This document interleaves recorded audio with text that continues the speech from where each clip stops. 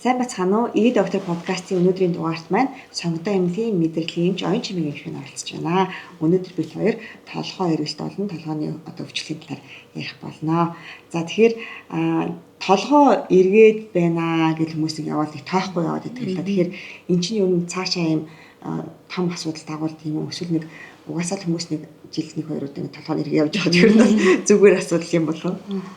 За толгой эргэх хам шинж гэдэг бол нэлээд тийм өргөн ойлголттой зүйл. За ер нь бол толгой өвдөлтийн дараа ордог нэлээд түгээмэл тохиолддог зовируудын нэг. За ерөнхийдөө судалгаагаар бол нийт хүн амын нэг 30 орчим хувь бол ямар нэг хэмжээгээр толгой эргэх зовир илэрсэн байна. За ер нь амьдралдаа бол толгой нэргэж үзээгүй хүн гэж баг байхгүй. Зүгээр чухамдаа яг ямар хэлбэрийн те жинхэнэ үү үгүй юу гэдэг юм байна. Тэгээд ер нь бол онлынх нь хувьд толгой эргэх гэдгийг яг юу гэж өгүүлдэг вэ гэхлээр орчны юмс эргэлдэх дайвалзах мэт болох тийм хуурмаг мэдрэмжийг тэ толгой эргэлт гэж томьёолдог. Тэгээд хэрвээ өвчтөн хүн ямар нэгэн хүн миний толгой эргээд байна гэх юм бол жинхэнэ толгой эргэлт мөн үү гэдгийг ялах нь бол чухал байдаг тийм. Жинхэнэ толгой эргэлт худлаа толгой эргэлт гэхээр ямар ялгаатай ах вэ?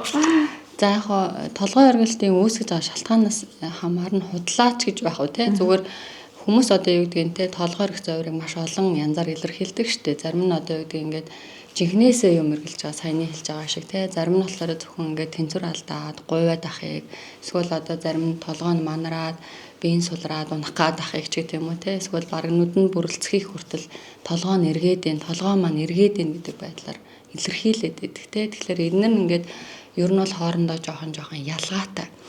За яг онлынхоо хувьд болох юм бол толгой эргэх хам шинжийг 4 үндсэн бүлэгт хуваагаад идэв. За нэгт нь болохоор жинхэнэ ч байх уу төвийн гаралтай толгой эргэлт гэж нэрлэдэг. Энэ бол бидний төв мэдрэлийн систем тархитай холбоотой гэсэн үг. Жишээлх юм бол бидний тархины арын хэсэгт байдаг бага тархи те багнан хэсэг маань бол хүний тэнцвэрийн гол төв байдаг. За энэ бага тархи багнан хэсгийн цусан хангамжийн дутмагшил те за эсвэл энэний харуулт шигдээс гэдэг юм уу за эсвэл энэний өрөвсөл төвчин за цаашлах юм бол баг тархи багны хавдарч гэдэг юм уу те ийм гарал шалтгаантай буюу тархитай холбоотой үүсэж байгааг нь төвийн шалтгаантай толгой эргэх гэж хэлдэг. За эднэрийнхээ маань ерөнхий онцлог нь яаж явдаг вэ гэхлээр тархины гаралтай нь бол ийм толгой эргэлтийн шинж нь нэг тийм хурц бол биш түрүүний шиг бүр ингээл хүчтэй эргэлтэй даах биш.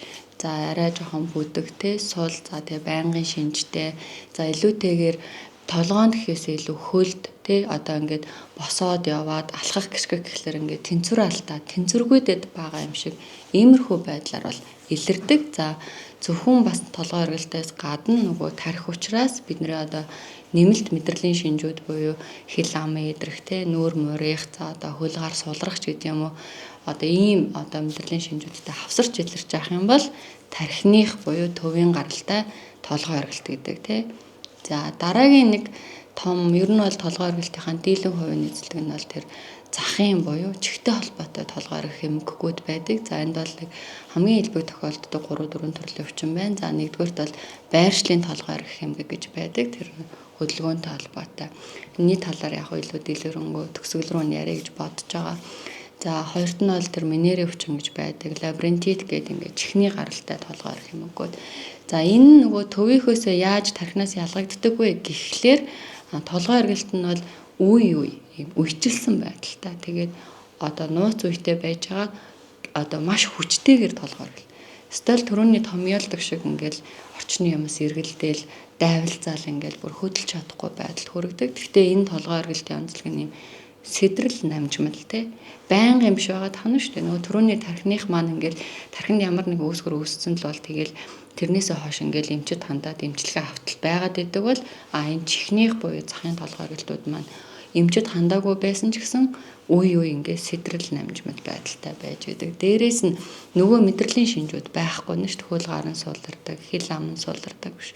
Эсвэргээрээ дотор муухай арах, бөөлжих, за чихний гаралтай учраас зарим тохиолдолд чих шуугах те сонсгол буурах гэдэг юм уу ийм шинжүүдээр илүү давмгай илэрдэг толгой эргэлтүүдийг бол чихнийх буюу захих гэж нэрлэдэг дээ. За дараагийн нэг бас нийтлэг байдаг юм бол системний буюу бусад эрхтэн системний толгой эргэлт гэж байдаг. За энэ нь болохоор юу гэдэг зүрх судасны өвчин, даралтны ихсэлт, багасалт за эсвэл зүрхний хэм алдалтууд байж болж байна. За дотоош хүртлийн өвчнүүд байлна. Бамбайн дутмагшил байж болж байна. За шууд цаашлах юм бол сахарын өвчин цэцэн дэх сахарын хэмжээ буухад толгой эргэх, дотор мухарах завар илэрдэг шүү дээ. Тэгэхээр ингээд цус багталтай хүмүүс бас тэгдэг байнга цус багталтанд орсон толгой эргээд байна л гэж ярьдаг. Гэхдээ эргэлтийн шинж нь нөгөө түрүүний жинхэнэ гэдэг шиг ийм хүчтэй бол биш. Системийнх нь илүүтэйгэх толгой нь манарах нүд нь бүрэлзэх, биеийн сулрах унах гадаач юм шиг муужралын өмнөх байдал гэнтэр гэж номондоо тодорхойлдог. Тиймэрхүү байдлаар ярилэрнэ. Тэгтэл нэг тийм өвчтөндөө бол толгой эргэх мэдрэмжил байгаа юм шиг юмчид ханддаг. Тэгээ энийг бол яг ингээ ялгах хэрэгтэй болох нь шүү дээ. Тэгээ ерөнхий бол хамгийн сүүлийнх нь бол сэтгцийн шалтгаанд толгой эргэлт гэж байдаг. За сэтгцийн шалтгаанд толгой эргэлт бол нийт толгойр өвчний 60-аас илүү хувьд нь ер нь бол хүмүүсийн дунд нэлээд элбэг байдаг гэж үздэг. За энэ нь болохоор дандаа сэтгэл түгшил санаа зовнил айдас, стресс, депресс гэдэг юм иймэрхүү юмтай холбоотойгоор толгой нь манарах ингээ хөвөөд байгаа юм шиг нэг бас л эмч дандаа л хүмүүс юу гэдэг юм толгой эргээд байна л гэж хандаад байдаг. Гэтэл яг жинхэнэ нөгөө хүчтэй эргэлт бол биш. Тэгтээ хүмүүс бол нөгөө сэтгэлийн зовоороо ярихаасаа илүү дандаа л толгой эргэх гэдэг байдлаар эмчд хандаад байдаг. Тэгээд иймэрхүү яг ийм дөрвөн үндсэн бүлгийн толгой эргэх зовоорол байна. Тэгээд 60 орчим хувийн тэр нөгөө сэтгэл зүйтэй холбоотой толгой эргэх юм биш үү? Магадгүй бас нэг гинт зовлон бэрхшээл тулраад ингээд бас дотор бачуурал ингээд толгой нь ингээд манраад явж байгаа юм шиг байна. Тэр бол маш илбэг юм байна тий. Энэ тохиолдолд энэ сэтгэл зүйн нэмжлэгээс нааш тэр толгойн өвчин бол зөв болохгүй. Тий, ер нь бол нөгөө өдөөгд байгаа өвчин зүйлийг арилгах хэрэгтэй шүү дээ тий. Тэгжээж л байдал сайжрна шүү дээ тий. Саяны бусад төрлийн толгой эргэлтүүд дээр ер нь эмчтэр ингээд очлоо гэхэд яг ямар төвшөнд нь очиж очих хэвээр оцсон хойно ер нь ямар шиг эмчилгээнүүд хийгддэг вэ? За яг толгой эргэлтээ ингээд сая шалтгаануудыг хэллээ те нэг иймэрхүү шалтгаанууд. Тэгээд онцлогын хувьд бол мэдээж толгой эргэлтийн цаана бол дандаа ийм мэдрэлийн эмчийн зүгээс бол ингэж дандаа бодож явах хэрэгтэй. Яг бол толгой эргэлтийн цаана дандаа тийм ноцтой мэдрэлийн хүнд өвчнүүд нөгөө харвалт хавдар те тархины юмнууд байна гэж шижгэлдэг учраас мэдрэлийн эмчийн маш нарийн үзлэг нихур үзлэг бол маш чухал. За тэгээд амбулатороор ирж байгаа өвчтөн эмчэд хандаад мэдрэлийн эмч нөгөө алхаараа үздэг шүү дээ. Тэгээд үзээд ингээд зарим өөрчлөлтүүдийг илрүүлэх юм бол эднэр ингээд ялгах боломжтой. Заавал нөгөө өндөр хүртэхтэй шинжилгээ юу гэдэг компьютер MRI гэнтэр гэхгүйгээр юу гэдэг ялгах боломжтой байдаг. За тэгээд яг нөгөө саяны хэлсэн байдлаар нөгөө эргэлт нь яг тэр жинхэнэ ч юм уу төстэй ч юм уу эсвэл юун ч гэдгээс нь хамаарал ингээл онцлох юм боломжтой л да тий. Тэгээд шалтгааныг нь олоод хэлбэрийн тогтоочих юм бол эмчилгээ бол яг л тэрэндээ хэрвээ төвийн шалтгаантай толгой эргэлт буюу тархитай холбоотойгоор гэж үзээд байгаа бол тэр тархины харвалт нь юм уу цусан хангамжийн дутмагшил нь юм уу тэрийг л эмчлэх нь шүү дээ. Тэгвэл тэгэл байдал сайжирна гэсэн үг. Гэтэл нөгөө сэтгэлийн шалтгаантай амьдрах гэх юм бол давхар сэтгэл засал эмчилгээ, сэтгэл түгшлийг бууруулах, стрессийг арилгах гэдэг юм эмчилгээнүүдийг хавсаргаж хийж ижил юу гэдэг толгой эргэх завар арилгана шүү дээ. Тэгэхээр энэ толгой эргэлт бол угаасаа ямар нэгэн өөр өвчтнүүдийн шинж тэмдэглэл болж гарч ирдэг гэж ойлгож болох уу? Тийм. Саяны хоёлыг ярьж байгаа толгой эрх хам шинжийн тухай ярьж байгаа учраас ерөнхий юм ойлголттой шүү дээ. Хүмүүс юу гэдэг ард иргэдийн дунд толгой нь эргээд байна гэхлээр нэг минийх нэг иймэрхүү байвал энийг бодох юм байна гэдэг л санааг хэлэх гэж байгаа л гэсэн. Ер нь ямар төвшөнд очиж эмчэд үзүүлэх хэрэгтэй юм. Ер нь хүмүүс чинь хүн болгоно л толгой өвдөл толгой эргээд тань ч тийм үү. Тэгэл яваад идэв шүү дээ. Тэгэхээр тэр ч нэг жоохон ганц хоёр удаа ингэ толгой ирэхэд ч юм уу нэг хоёр удаа ингэ дайвалцал явчихад шууд очиж үзүүлэх хэрэгтэй юм уу? Эсвэл нэг нэлээ хэдэн удаа тэгжээж очих хэрэгтэй юм уу? Ер нь хизээ нь юу нэмжид очих хэрэгтэй вэ? За ерөнхийдөө бол яг тэр тархины шалтгаантай тохиолдолд бол толгой эрхээс гадна мэдрэлийн шинжүүд илэрдэг. Тэр нүүр ам улирдаг ярьсан шүү дээ морид. Тэгэхээр угаасаа өвчтөн бол шууд эмчд ханддаг. Би нөгөө харуулт толцсон юм шиг байгаа. Яасан бол гэдэг үднээс ингээд энийг бол ингээд толгой эрх зовөр илрээ давхар тийм юмнууд илэрх юм бол тэгэл одоо хинч байсан юмчд хандчихдаг ерөнхийдөө. За өвшөөнийг одоо хүмүүсийн дунд жоохон цаг алдчихдаг нэг хэлбэрийн толгой оргилт байдаг. Тэр нь болохоор байршлын толгой оргилт гэж байна. Энэ чихний гаралтай нөгөө толгой орох юм геник хэлбэр баггүй. Жишээлх юм бол зөвхөн толгой оргилт дээр тэгээ үе заримдаа генет илрээл, заримдаа намтчаал тэгээд дотор мухаараад болчоод идэг. Тэгэхээр хүмүүс гайгүй болохоор нь гэртээ хэвтээч гэдэг юм уу те ингээд нэг байж байгаа л хөтлөхлөөр л нөгөөх нь ингээд сэдрээд болохоор эмчэд хандаад байдаг. Тэгж жагаад нөгөө ер нь бол толгой оргилт юу гэдэг ингээд нөгөө тархины баг тархинд байдаг одоо тэнцвэрийн төв маань ингээд ямар нэг хэмжээгээр хүний толгой орих юм бол тодорхой хугацаа өнгөрөхөд нэг 3 өдөр 4 өдөр өнгөрөхөд бол юм тасан цогцох тийм ээ одоо нэгсэндээ толгой оргих үйл ингээд нөхөн сэргээгдэх гэх юм уу да ийм процесс ингээд физиологиороо явагддаг хүнд. Тэгэхээр хүмүүс бол одоо ингээд заримдаа бол нөгөө төхөө 2-3 хоног ардсан жагаад гайг болохоор нь орхичдаг. Тэгээд одоо хэдэн жилийн дараа ч гэдэг юм ахиад сэтрхлээр нөгөө нэр ингээд минь толгой орж ирсэн шүү гэдэг эмчд хандаад байдаг. Тэгээ яг хоо энэ нөгөө илүүтэй одоо жишээлх юм бол надад тохиолдож байгаа зүйл юу вэ гэхлээр амбулаторийн үзлэг хийж штэ тий. Тэгэхээр өдөрт нэг 10 гаруй хүн үзлээ гэхэд бол зарим тохиолдолд нэг ч юм уу тий 2 удаа ч гэдэг юм. Одоо өчигдөр жишээлх юм бол нэг 50 гаруй насны эгч ингээд яг толгой маань эргээд байн дотор мухаараад хөдөлж чадахгүй байна. Гэхдээ зовир маань 5 дахь өдөр эхэлсэн гэж байгаа шүү дээ тий. Тэгээ өчтөрлөр ч одоо хэд өдөр үедээ нэг 3 хоногийн дараа надад хандж байгаа байхгүй. Гэхдээ өнөөдөр арай багасчлаа. Гэхдээ миний толгой жоохон манараад ингээд дотор мухаараад байна гэж орж ирж байгаа жишээний тий. Тэгтэл тэр нь юу байсан гэхээр нөгөө чихний гаралтай байршлын толгой орих юм байсан тий. Тэгэхээр энийг яг ингээд нэгдүгээрт би үйл хэмжээний сонсоод за энэ тэр байх магадaltaй юм байна.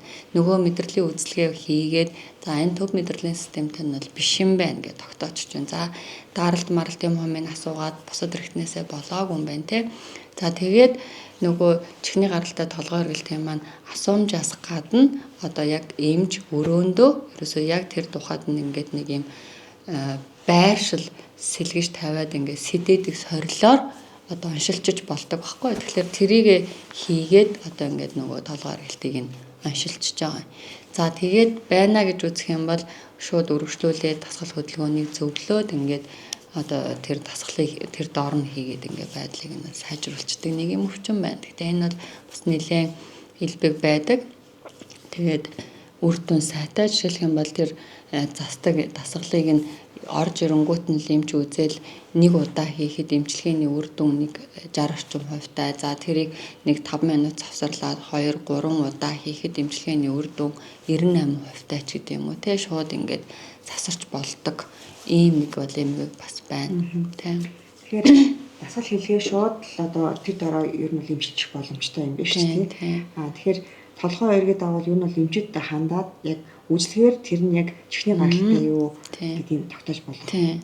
Болно. Чихний гаралтай толгой оргилхээр цаанаа энд юу ямар процесс явагдаад гэдэг толгой оргид байна. За би мэдрэлийн эмчтэй. Гэхдээ яг хоо ерөнхийдөө зүгээр хүмүүс их орж ирдэг учраас жоохон сонирхож байгаа. За тэгэхээр нөгөө хингэргийн хальсны чинь цаана одоо бидний дунд дотор чих гэж байгаа шүү дээ. Тэгэхээр тэр сонсч байсан бол чихэн дотор алхах төвш 4 гэд жижиг 3 ясан одоо юм яс байдаг гэдэл те хүний чихэнд тэгээ чих чинь юм хос эрэхтэн тэгээ 2 чихэнд маань ингээд байрладаг. За тэр 3 яс маань хоорондоо юм ясан суугаар холбогддог байхгүй.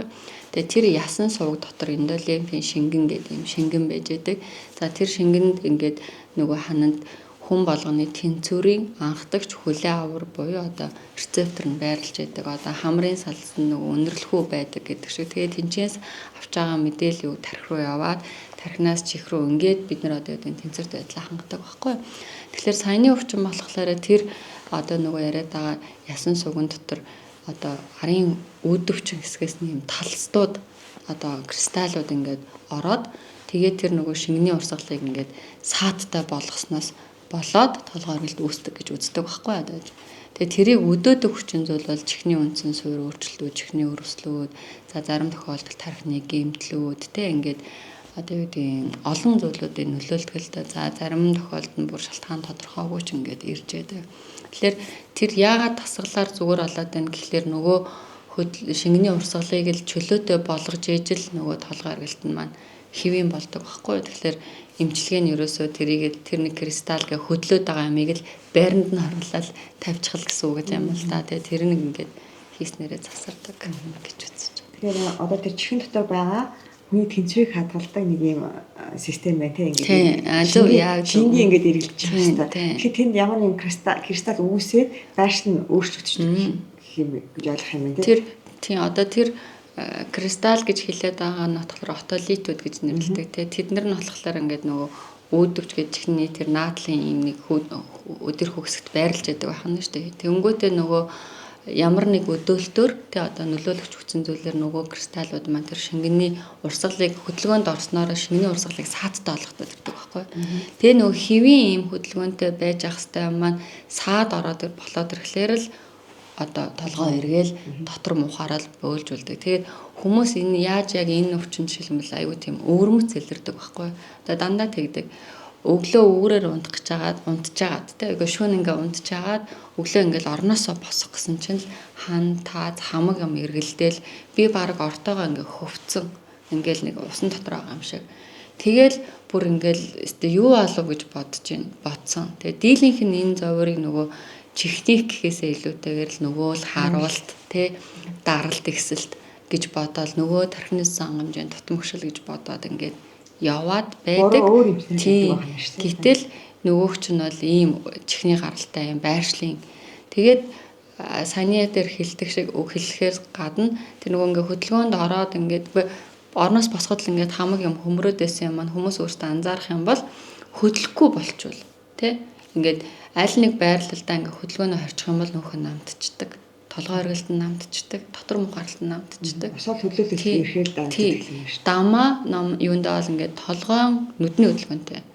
Жишээлх юм бол яг тийм зовёртой хүмүүс хаалгаар орж ирэхдээ ингээ хүнээр туршуулсан. Тэг ингээ чигээр алхаад нүд мүдэн ингээ чигээр зарим нь нүдээ ингээ анцсан орж ирдэг. Тэгээд ингээ сандал дээр суучдаг. Тэгээл нөгөө хөдөлгөөн сэдийг сорилыг хийхлээр л өстэй нэрээ ингээл амар нөгөө зовёр нийлрэл. Тэгэхээр энэ онцлог нь юу вэ гэхээр толгой нүдний хөдөлгөөнтэй холбоотой. Тэгэхээр тонгоох гэдгийг хажуу тийшээ харах ч юм уу те орон дээрээ хөрвөөхтөл одоо мэдрэгддэг гэсэн үг. Гэтэл нөгөө төвийн буюу тархиныг яриад байгаа ч нь бол тэр дээшээ харна уу доошоо харна уу хамаагүй нэгэн л тархинд ямар нэгэн процесс болсон л бол дээрээс нь яг тэр нөгөө одоо хүчтэй тэгж бүр хан таа зэргэлдэж биш айгүй тийм сул те арай жоохон сул байдлаар нэг тийм босоо явах гэхээр унах гад байна ч гэдэг юм нэг тиймэрхүү байдлаар илэрдэг юм ялгаатай тэгээд энэ хүчин бол бас нэлээд байгаад байна шүү тийм. Тэгэхээр за тэгж хүчтэй эргэлт байгаа ерөөс эмчтэр ирээл хэдэн минут тасгал хийгээл зүгээр болчихдог шүү. Тэр нь одоо процесс нь яагаад тэр ингэ зүгээр болоод байна? Ер нь хэдэн тасгал хийгээд тэр одоо кристаллыг байранд нь нөгөө оруулаад шингэний урсгалын чөлөөтэй болгоод л өччихэн гэсэн үг байхгүй. Тэр чинь угаасаа одоо видеогийн уул нь харуултаа ингээд бүр аюу ойлгомжтой ютубер бол тийм нилээн байгаа заа юу.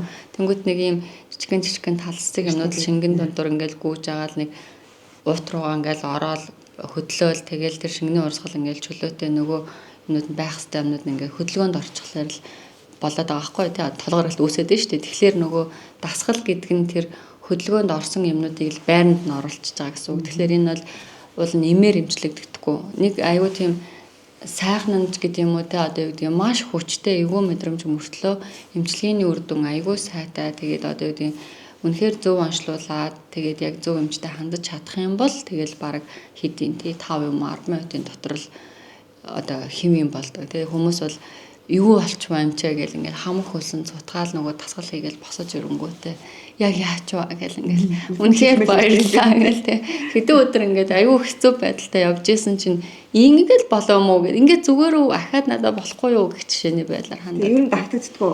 Ер нь бол давтагддаг төрлөө. Ер нь бол одоо бусад толгой эргэлтээс ялгагдах юм тийм үечлсэн байдлаар илэрнэ. Тэгээд ер нь одоо тодорхой хугацаанд давтамжтай. Гэхдээ тэр нь ингээд хүн болгон тэгнэ гэсэн үг биш. Жишээлх юм бол 10 жилд нэг удаа байна. За жишээлх юм бол 2 сар 3 сарын дараа сэдэрчэн ч гэдэг юм ингээд янз бүр л байгаа л да. Ер нь давтагддаг. Тухайн үед нь бол дасгалаа хийгээл янсаад авах болно. Тийм. Одоо бүр ингээд нэг ойр ойрхон сэдрээд байгаа хүмүүст бол алхаагүй эдэн хийдэг дасгал те маневр ч гэсэн байдаг. Тэднийг нь зөвлөж өгвөл гэрийн нөхцөлд бол хизээж шамаагүй хүссэн үедээ маш хялбархан хийж болдог тийм үнэ даа. Тэгээд тэрийг заагаад өчтдөг. Тийм. Тийм ээ. Тэгвэл яг энэ дасгалын линкийг бас оруулчих тий. Магадгүй тийм хүчтэй өгч байгаа эргэлт тий өвдөлттэй шүү дээ.